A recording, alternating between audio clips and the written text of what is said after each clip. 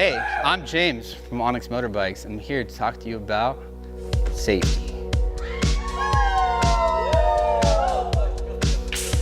First thing, leave all weapons at home.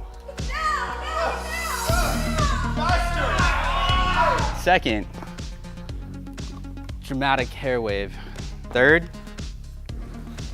protect your noodle. Bike on, safe. Is that an eco? Who set the stage? Don't do that, not safe. That's safe. Make sure everybody knows where you are. Be very liberal with your horn.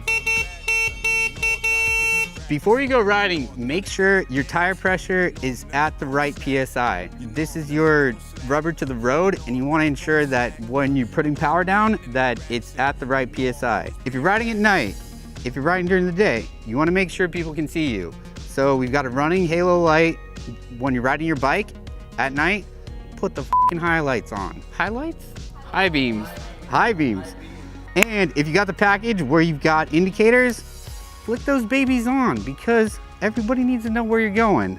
When stopping, we always recommend use both brakes until you get comfortable. Regen on the left side, it's a little grabby.